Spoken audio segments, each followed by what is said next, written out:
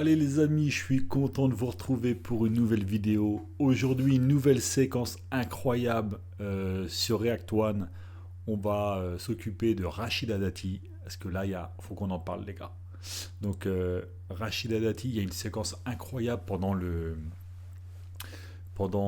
que Macron a discuté 2 heures sur toutes les chaînes là, avec sa propagande et tout dans tous les sens. Et il y a un moment, tu sais pas pourquoi, il y a un journaliste qui a fait son taf et qui a mis en cause Rachida Dati, actuel euh, merde, j'ai un trou, ministre de la culture, pardon, excusez-moi. Et, euh, et du coup, comment dire, la république exemplaire de Macron, quand il expliquait que chaque ministre qui était mis en examen devait obligatoirement quitter son poste. Et on va voir comment M. Macron a détourné ça avec tous les gens qui sont dans la salle, qui sont à son service, et comment ces gens ont retourné notre médiocre démocratie qui pleure toutes ses larmes à l'heure d'aujourd'hui en tout ce que tu veux, en mafiocratie, en plutocratie, en méritocratie, en aucunocratie du tout en fait, pour être très honnête. Et voilà, donc tu peux dire tous les mots sur de la cratie, il faut juste savoir que démocratie, ça veut dire demos kratos, hein, le pouvoir au peuple. Et là, on va bien s'apercevoir que le pouvoir n'est absolument pas au peuple, et il va nous le démontrer tout de suite. Donc séquence incroyable les amis, on regarde ça tout de suite, et comme d'habitude, on analyse en direct la séquence. C'est parti. Monsieur le Président de la République, bonsoir. Olivier Beaumont du Parisien aujourd'hui en France.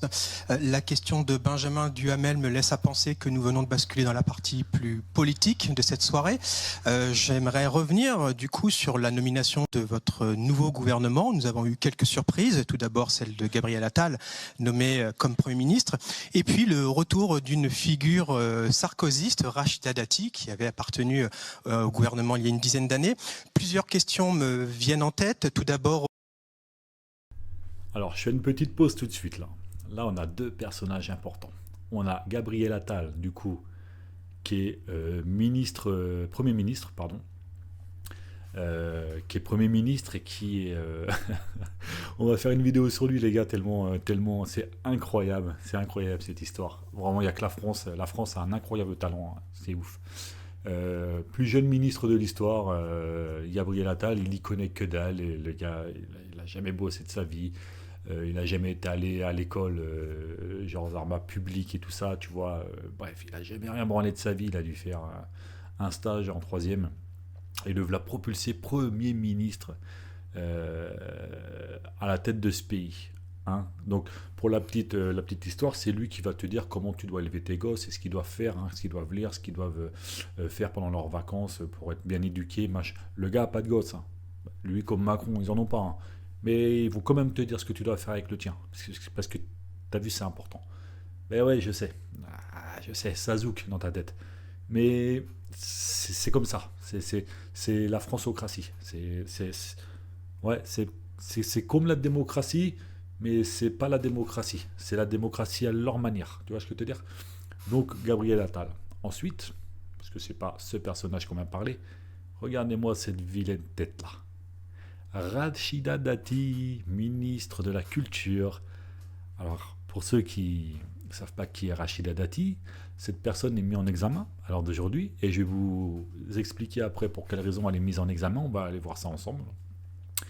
Et rappelez-vous, Rachida Dati, c'est celle qui disait que ceux qui avaient rejoint du coup le clan Macron, premier tour, enfin premier mandat et deuxième mandat, c'était, vous savez, les traîtres de gauche, les traîtres de droite, que c'était des canards sans tête, que c'était, voilà, enfin, elle a dit un petit peu tous les noms dans tous les sens.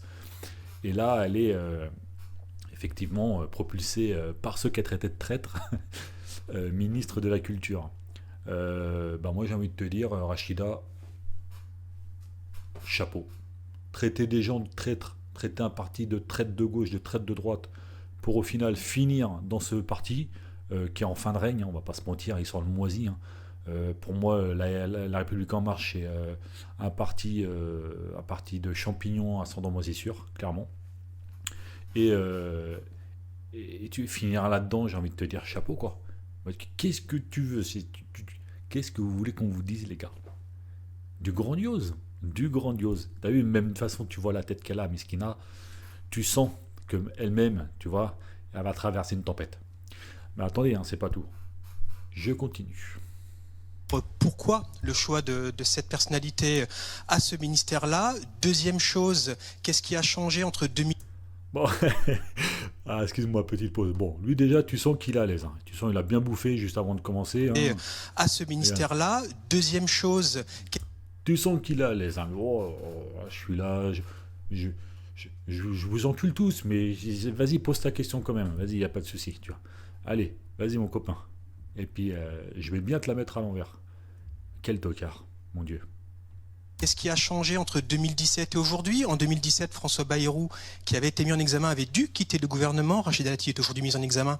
Elle vient d'être nommée au gouvernement. Et enfin, dernière question, le sujet de Paris. On laisse à penser qu'il y aurait eu un deal entre elle et vous concernant les élections municipales en 2027 dans la capitale. Merci de nous apporter quelques éclaircissements. Merci beaucoup. Voilà, tête de la merde Dati. Merci beaucoup. À la tête de la merde Dati. D'abord, Ah là, attendez les gars, attendez, je vous remets sa tête. La tête, elle s'attendait pas à cette question, je crois. La tête de la merde Dati, c'est incroyable les gars. Et ce gland qui rigole. Ce gland qui rigole. merci beaucoup. Mais tu sais pourquoi ils rigolent? Parce qu'ils savent qu'en fait, ils en ont rien à foutre. Les mecs, ils contrôlent tout. La justice, la totale, tu vois. Ah là, et la tête de la merde Dati, elle est pas bien. Elle a envie de lui dire, espèce de petit con, hein, tu vois. Franchement, regarde, tu regardes même le sourire, quoi. Il est à l'envers, quoi. C'est incroyable. Elle est incroyable. Et lui, il se marre.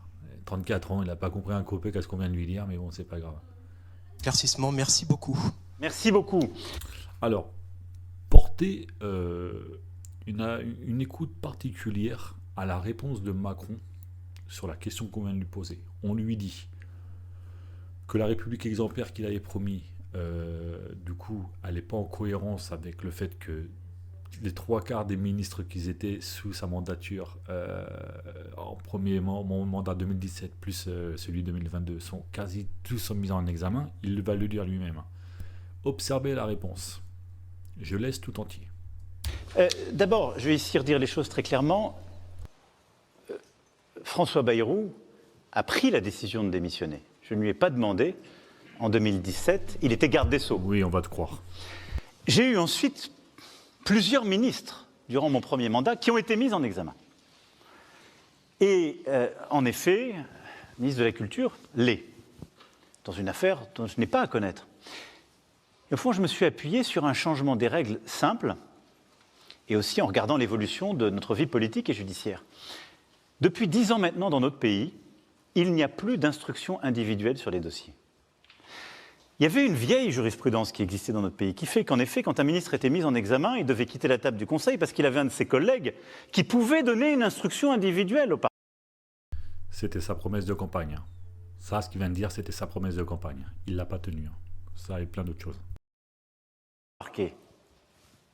C'est interdit maintenant. Il n'y en a plus. Qui plus est...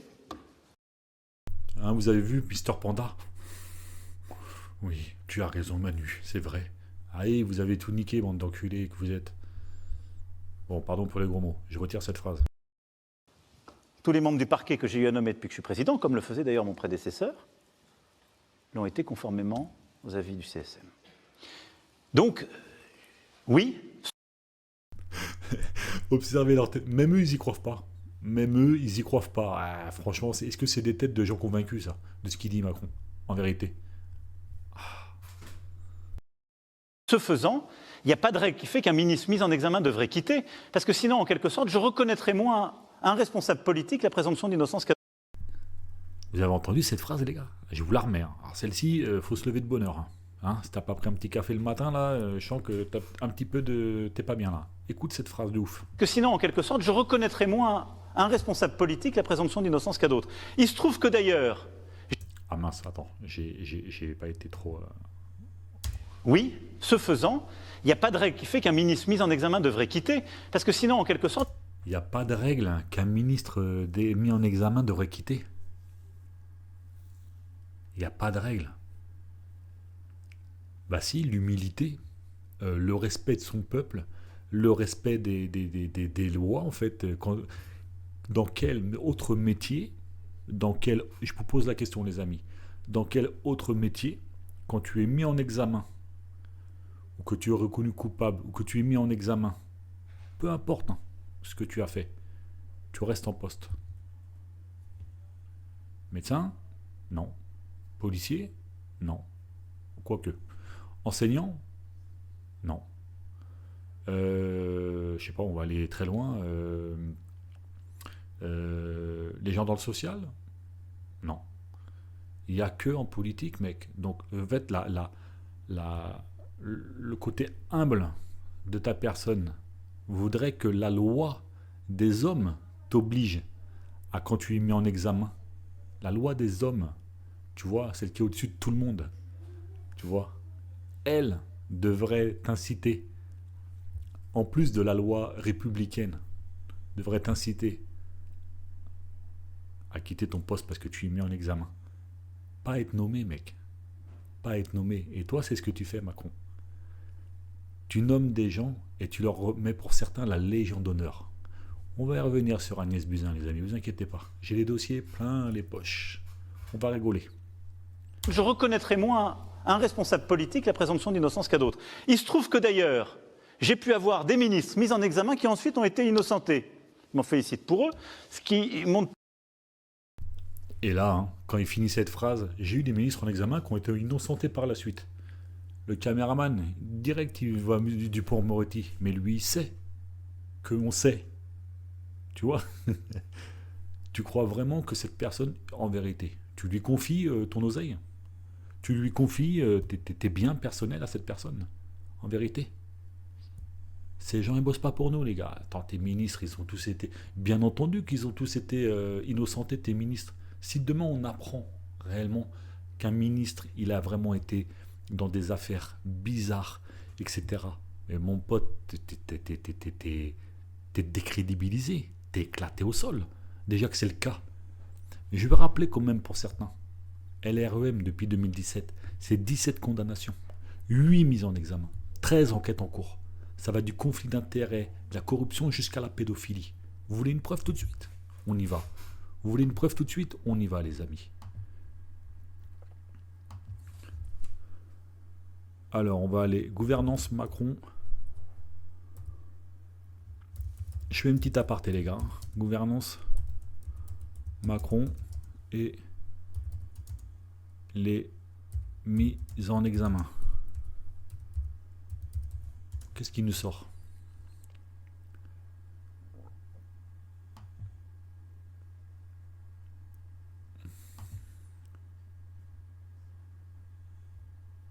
Alors, qu'est-ce qu'on a là?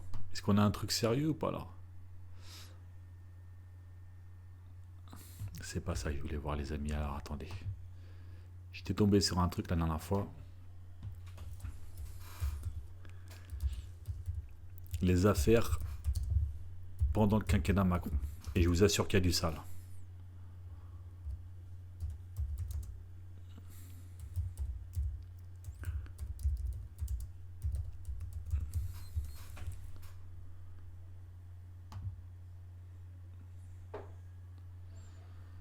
Voilà, on y arrive. J'ai fait une recherche simple, ok? Donc, les polémiques judiciaires du quinquennat Macron, les amis.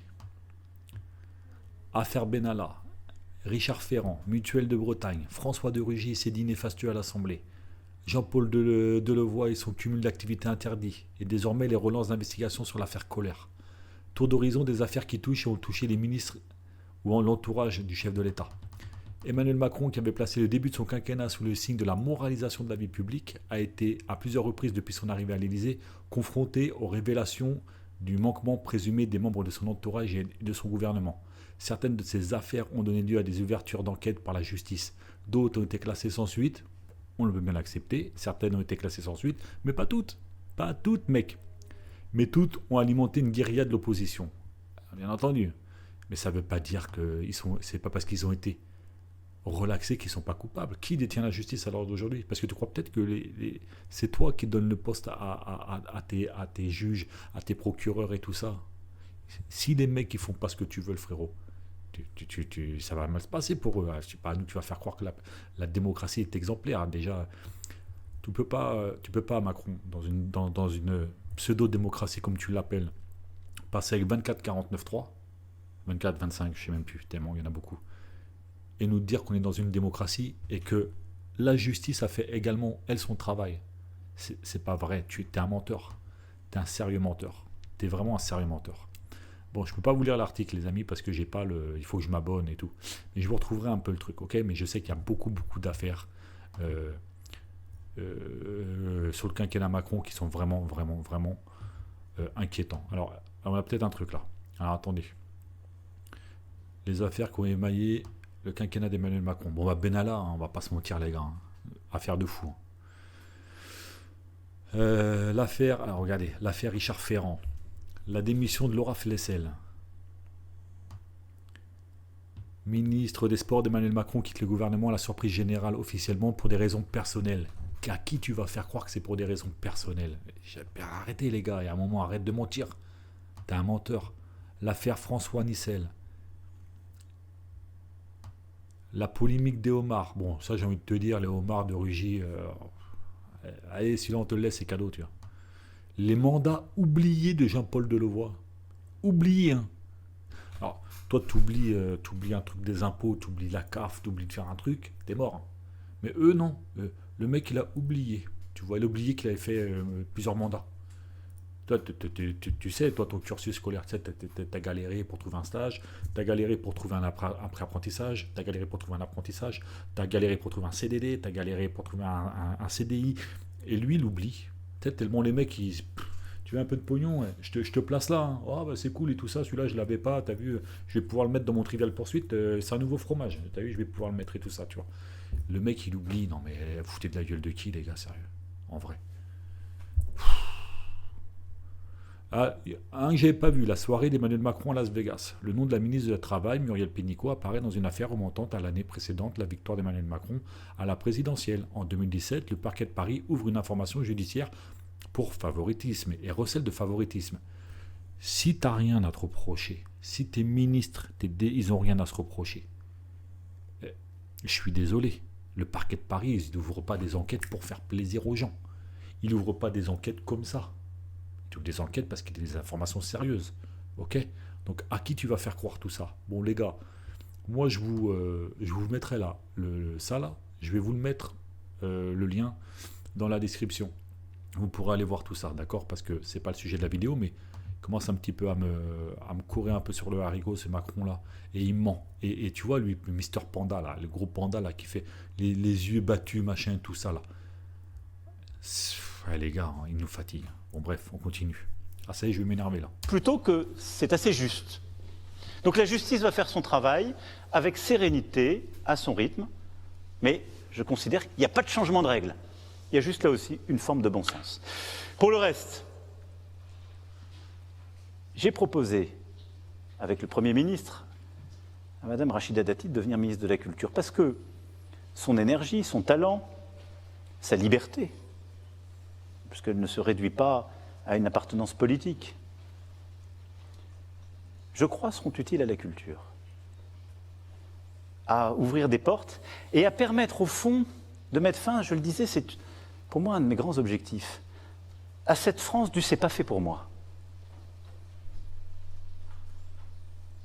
Il faut lutter contre celle-ci. Nous n'avons pas parlé de Paris, vous aurez du mal à me croire quand je vous dis ça, mais c'est vrai.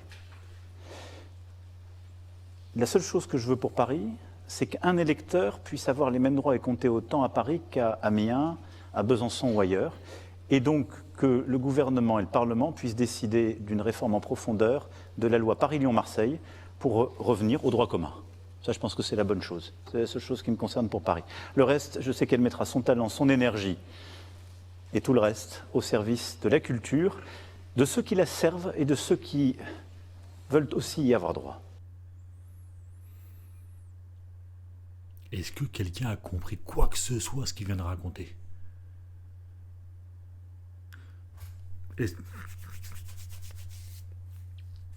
Ah la vache, j'ai rien compris. Ce mec il brasse du vent mais pour rien, mon Dieu. Mon Dieu, mon Dieu, mon Dieu. Les amis, hein, dites-vous, hein, alors d'aujourd'hui, on est étudié par les extraterrestres, les gars. Ils sont en train de se pencher sur une question existentielle concernant l'humanité, à savoir comment qu'avec autant de singes savants sur cette planète, on a été obligé de se laisser diriger par les plus cons de la tribu. Non mais franchement les gars, 2023, Révolution française, mai 68, toutes les pseudo-révolutions de la France, on finit avec ces cagoles là. On finit avec ça. Il y a un problème les gars. Il y a un sérieux problème dans ce pays.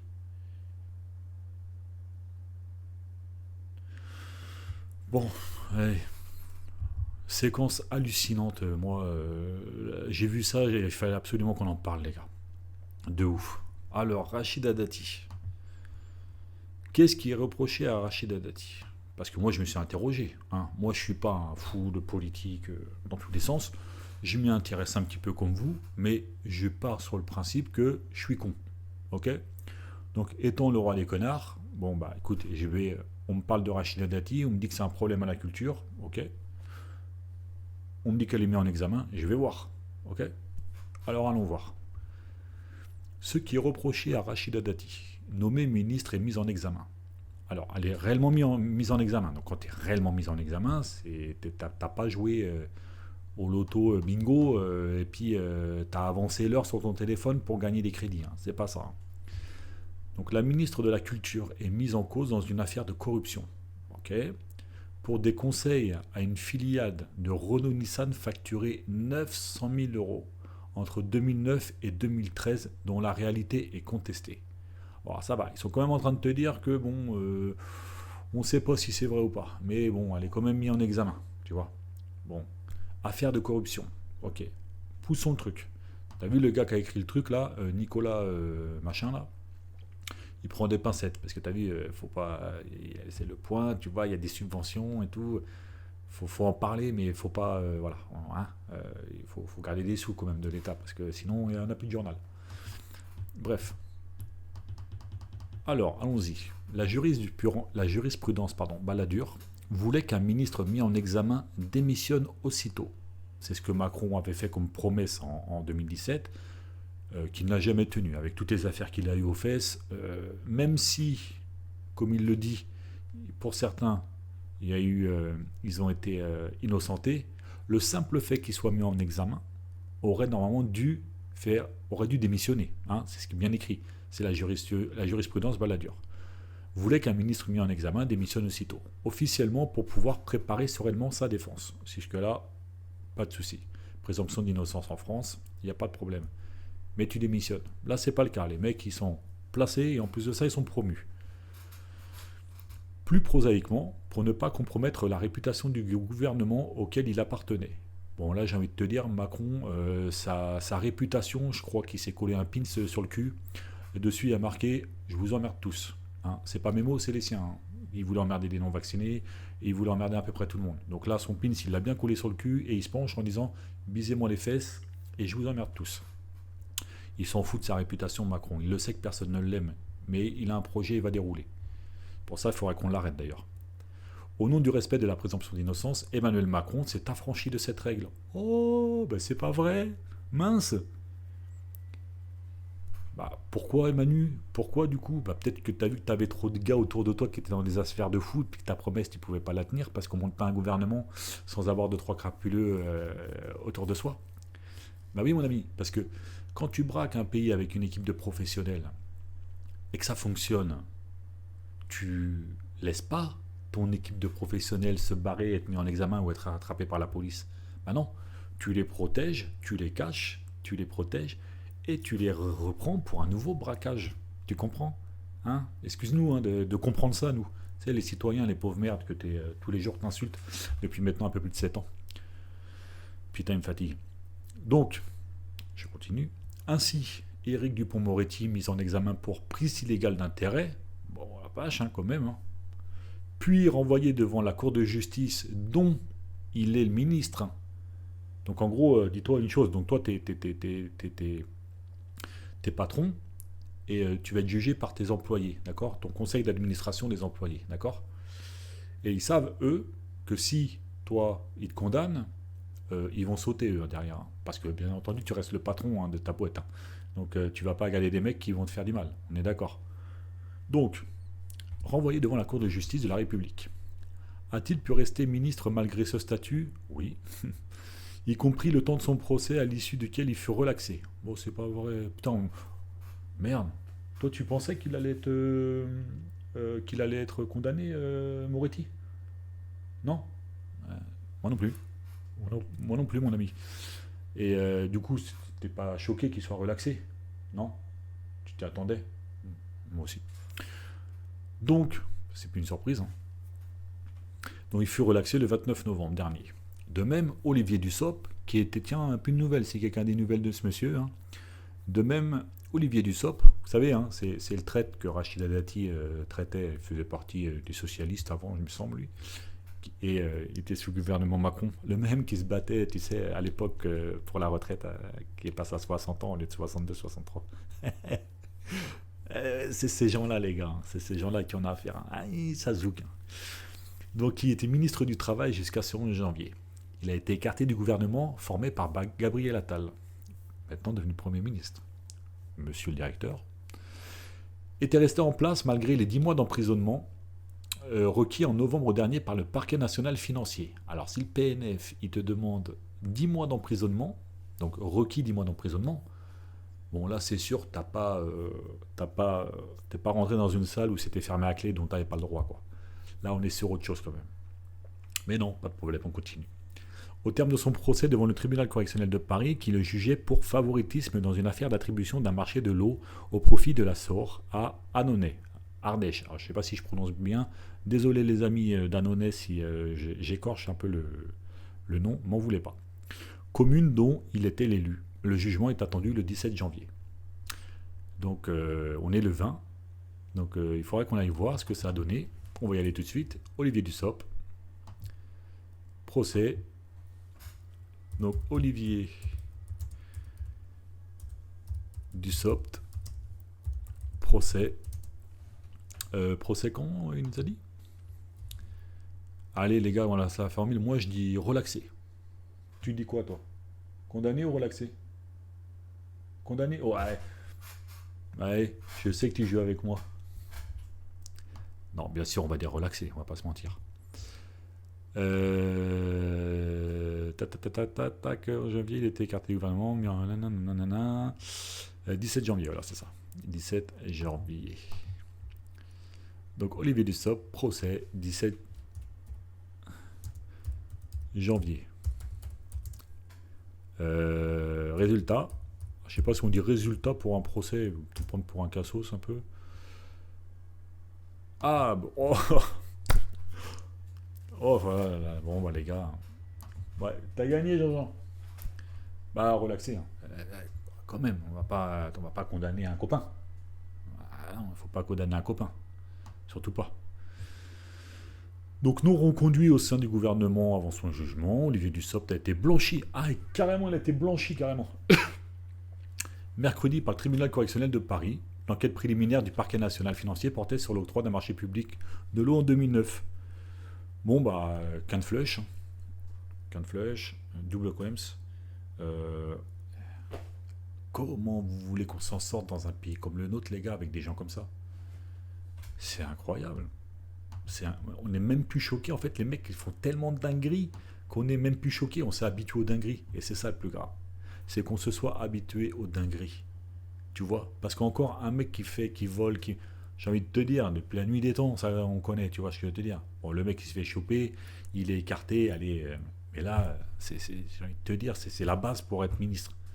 C'est fou. Chaque fois qu'il y a un mec que Macron recrute, pardon, le mec, s'il n'a pas sur son CV, il n'a pas une mise en examen, ou il n'a pas été dans une affaire, il n'est pas choisi. On va où les gars là? Non mais sans rire. Ça me rend fou, moi. Sérieux, ça me rend fou. C'est un truc de malade. Bon, bah voilà ce qu'on peut dire sur Rachida Dati, du coup. Hein. Alors, on va continuer. Hein. Les investigations du juge d'instruction finies. Pardon, j'ai même du mal à lire. Le président de la République et son jeune Premier ministre, il s'insiste bien sur son jeune Premier ministre, ça doit être son amant, à mon avis, je pense, ont franchi un cap supplémentaire en nommant ministre une personnalité publique impliquée dans une procédure pénale. Appelé ce jeudi 11 janvier rue de Valois, ministère de la Culture, Rachida Dati est mise en examen à Paris depuis le 22 juillet 2021, les gars. Depuis le 22 juillet 2021, elle est mise en examen. Je veux dire, à un moment, quand t'es innocent, ça dure pas autant de temps, quoi. Surtout dans des grosses histoires comme ça, tu vois, je veux te dire. Pour corruption passive. Ah, vache. Trafic d'influence passif. Recel d'abus de pouvoir. Dans une affaire mettant également en cause Carlos Ghosn. Un copain. L'ancien patron de l'alliance Renault-Nissan-Mitsubishi. Alors, quand on voit le parcours de Carlos Ghosn qui s'est barré au Japon, machin, tu te dis qu'à mon avis, la mère Dati, disons que je prépare un petit peu ma cellule, moi, quand même, tu vois, si j'étais à sa place. Mais bon, elle fera rien du tout, elle va être relaxée, vous inquiétez pas. Une mise en examen, ce n'est pas une condamnation. Ça, c'est vrai. Une mise en examen, ce n'est pas une condamnation. Mais là, c'est pas de ça qu'on parle. Absolument pas. On parle du fait de rester en poste quand tu es mis en examen. Bien entendu, la présomption d'innocence, il n'y a pas de problème. Mais pendant que tu es mis en examen, tu quittes ton poste. Là, la meuf, elle est mise en examen depuis, je vous le rappelle, le 22 juillet 2021. On sait qu'elle est mise en examen. On la prend de son parti politique et on la place ministre de la Culture. Donc, si ça s'appelle pas de la complicité, les amis, à un moment, moi, qu'est-ce que vous voulez que je vous dise? Donc, qu'est-ce qu'on fait avec ces gens-là? Je ne vais pas tout vous lire, on va s'arrêter là. Qu'est-ce qu'on fait avec ces gens-là? Est-ce qu'on les laisse faire? Est-ce qu'on continue à se faire emmancher comme ça, les laisser faire, et regarder nos enfants dans 20 ou 30 ans, les voir galérer, et s'ils ont vraiment un avenir, parce qu'en vérité, comment ça part en couille, on ne sait pas, on les regarde dans les yeux dans 20 ans, et on leur dit, on savait, mais on a laissé faire. C'est-à-dire qu'on savait ce qu'ils étaient en train de faire, mais on n'a rien fait, parce qu'on était trop occupés à regarder. Je vous pose réellement la question, les amis. On fait quoi? On dit ça à nos enfants? Moi, j'ai pas envie de me retourner et de dire ça à mon enfant. J'ai pas envie de me retourner et de lui dire je savais et j'ai rien fait parce que j'étais trop occupé à regarder. Donc, s'il vous plaît, tous à notre niveau, peu importe le niveau que vous avez. Quand je dis niveau, c'est que vous avez un simple téléphone, vous avez une idée, vous avez un truc qui vous dérange. Dites-le, exprimez-le à votre manière. Soyez des citoyens engagés, c'est très important. Moi, je le fais en prenant la parole. Oui, c'est sûr, je vais dire des conneries, des fois on ne va pas être d'accord sur cette chaîne YouTube. Des fois, vous n'allez pas être d'accord avec moi. L'espace commentaire, il est là pour qu'on débatte, pour qu'on se dise les choses. Il n'y a pas de problème, d'accord? Mais à un moment, on ne peut pas laisser faire ça, les gens. Il y a un moment, on ne peut pas laisser ce gouvernement tout faire sans dire stop. Je ne sais pas comment, je ne sais pas quand, mais il faut qu'on dise stop. Hein? C'est très important. Donc je pense, les gars, les amis, voilà ce qu'on pouvait se dire sur Rachida Dati. Je pense que Macron est une personne malsaine qui nous prend vraiment pour des buses et qu'il va réellement falloir qu'à un moment on lui dise stop. Parce qu'un enfant comme lui, pour qu'il arrête de faire des conneries, il faut le stopper dans son élan. Et à l'heure d'aujourd'hui, personne ne le fait. Les médias ne le feront pas. Ils sont à la botte du gouvernement. Pourquoi? Parce que plus personne ne les regarde. C'est le gouvernement qui leur donne leurs subventions. Donc, vu qu'ils leur donnent leurs subventions, ils sont obligés de leur servir la soupe. Tu comprends le truc? C'est à nous, citoyens engagés, de le faire. Même si vous n'êtes pas pro-politique, c'est pas grave. Prenez la parole, dénoncez tout ce qui se passe. Plus on va en parler, plus on va éveiller d'autres gens. Et si tu arrives à éveiller une seule personne dans ta famille, dans ton entourage, si tu arrives à en éveiller une seule, c'est gagné. Parce qu'à un moment, elle sera éveillée, elle va vouloir elle-même en éveiller une autre. Vous voyez ce que je veux dire? Et c'est ça qu'il faut faire, les amis. Ok? Allez, je m'arrête ici. Je vous dis à bientôt pour une nouvelle vidéo. C'était React One. Ciao, ciao.